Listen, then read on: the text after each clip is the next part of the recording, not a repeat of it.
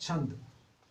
छंद के अंतर्गत हम सबसे पहले आपको दोहा छंद का लक्षण, परिभाषा और उदाहरण बताते हैं। तो दोहा क्या है? दोहा एक अर्ध सममात्रिक छंद है। दोहा एक अर्ध सममात्रिक छंद है। इसके 4 चरण होते हैं और प्रत्येक चरणों को हम कैसे देखते हैं? दोहा के जो 4 चरण होते हैं तो पहले और तीसरे चरण में 13-13 मात्राएं होती हैं, जबकि दूसरे और चौथे चरण में 11-11 मात्राएं होती हैं। देखें दोहा का लक्षण, प्रथम चरण एवं तृतीय चरण बराबर 13-13 मात्राएं, 13-13 मात्राएं। प्रथम चरण एवं तृतीय चरण में 13-13 मात्राएं होती हैं, जबकि दूसरे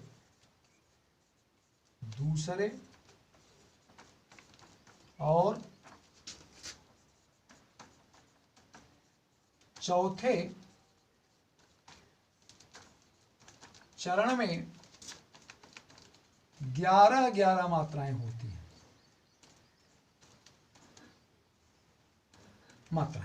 हाँ तो समझें, प्रथम चरण एवं तृतीय चरण में 13-13 मात्राएं, दूसरे और चौथे चरण में 11-11 मात्राएं होती हैं। कहने का आशय है कि दोहा एक अर्ध सममात्रिक छंद है। अर्ध सममात्रिक का समझें कि आधे चरण में सम और आधे चरण में विषम। जैसे प्रथम एवं तृतीय चरण में देखा आपने 13 मात्राएं और दूसरे और चौथे चरण में 11-11 मात्राएं हैं, तो ये विषम और सम दोनों हैं, अर्थात अर्ध सममात्रिक चरण होते हैं, अर्ध सममात्रिक छंद है। अब उदाहरण देखें।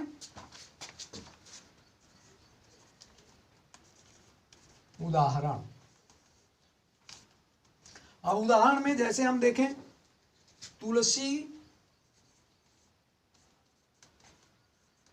तुलसी पावस के समय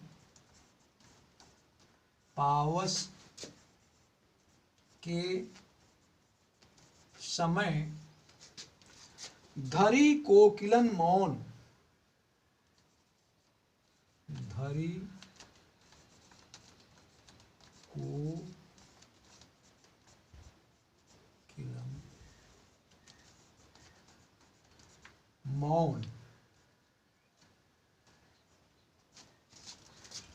तुलसी पावस के समय धरी कोकिलन मौन, अब तो दादुर बोली हूं।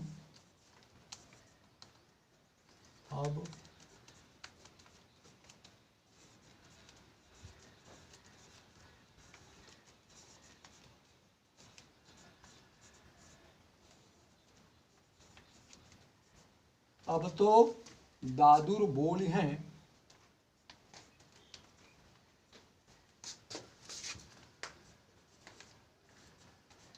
हमें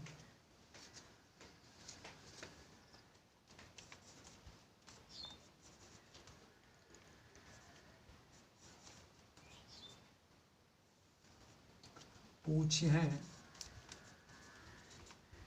कौन। अब देखिए मैंने एक उदाहरण लिखा, तुलसी पावस के समय धरी कोकिलन मौन, अब तो दादुर बोली हैं, हमें पूछी हैं कौन। अब देखिए ये प्रथम चरण है। ये क्या है? प्रथम चरण। प्रथम माने पहला चरण। पहले चरण में हमने कहा कि इसके प्रथम और द्वितीय चरण में 13-13 मात्राएं, दूसरे और चौथे चरण में 11-11 मात्राएं होती हैं। तो आप देखें, आप इसमें चिन्ह लगाते हैं, मात्रा चिन्ह लगाते हैं। जैसा कि आप जानते हैं कि लघु के लिए खड़ी पाई की मात्रा देख रहे हैं, और जो दीर्घ वर्ण होते हैं, दीर्घ के लिए हम ये वक्र ये लगाते हैं। तो यह 1 मात्रा है और यह 2 मात्रा है। तो जो ह्रस्व वर्ण है उनकी 1 मात्रा होती है, दीर्घ वर्णों की 2 मात्रा होती है। तो अब देखें मात्रा लगाकर हम इसको दिखाते हैं कैसे 13 मात्राएं और 11-11 मात्राएं हैं। तो तुलसी क्या है? अब देखिए ये ह्रस्व है, इसके लिए हम क्या करें? लघु, और ल भी लघु, और सी ये बड़ी की मात्रा है, दीर्घ है, इसलिए इसका 2 मात्रा। यहाँ पा ये आ की मात्रा लगा हुआ है, इसका हम दीर्घ करेंगे। और यह लघु के दीर्घ, और ये लघु। अब गिनिए 1 2 3 2 5 6 7 2 9 2 11 2 13। देखिए प्रथम चरण में 13 मात्राएं हो गई, यह सही हो गया। और दूसरा देखें धरी लघु री गुरु, और ये भी गुरु है, यह लघु है, यह लघु है, यह लघु है। अब देखें मौन, मौन में ये क्या है, ये गुरु है और ये लघु। 1 2 3 3 2 5 6 6 2 8 2 10 1 11, ये दूसरे वर्ण में 11। अब देखिए आपका तीसरा चरण है, तीसरे चरण में लघु लघु गुरु गुरु लघु लघु गुरु लघु गुरु, ये 2 1 3 2 5 2 7 2 9 2 11 2 13, अर्थात तीसरा चरण भी सही है। चौथा चरण में देखिए ये लघु है, ये गुरु है, ये गुरु है, ऊ की मात्रा है, ये छोटी की मात्रा है, लघु है, ये गुरु है और ये गुरु है और ये लघु है। तो 1 2 3 3 2 5 1 6 6 2 8 2 10 1 11, अर्थात 11 एक सही हो गया। हमने क्या कहा था कि दोहा छंद का लक्षण और परिभाषा क्या है कि इसके प्रथम और तृतीय चरण में 13 मात्राएं होती हैं, दूसरे और चौथे चरण में अर्थात चतुर्थ चरण में 11 मात्राएं होती हैं। तो आपने देखा उदाहरण में हमने एक प्रस्तुत किया, तुलसी पावस के समय धरी कोकिलन मौन, अब तो दादुर बोली हैं हमें पूछे हैं कौन। पहले में देखिए 13 मात्राएं, दूसरे में 11 मात्राएं, तीसरे में 13 मात्राएं और चौथे में 11 मात्राएं। इसलिए स्पष्ट है कि इसमें दोहा छंद है।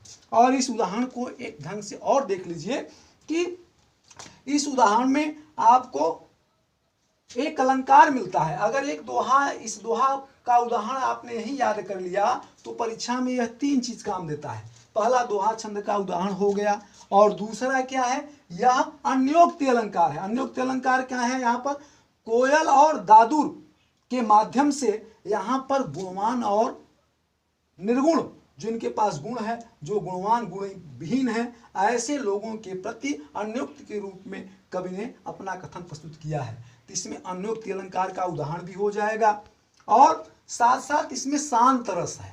तो एक चीज आपने याद किया, एक दोहा छंद की परिभाषा उदाहरण आपने याद किया। इस उदाहरण में आपने देखा कि इसमें अन्योक्ति अलंकार आपको मिल जाएगा, दोहा छंद का उदाहरण हो जाएगा, शांत रस का उदाहरण हो जाएगा। माने एक उदाहरण में हमने आपको तीनों बता दिया। 2 नंबर का रस आता है, 2 नंबर का छंद और 2 नंबर का आपका ये अलंकार।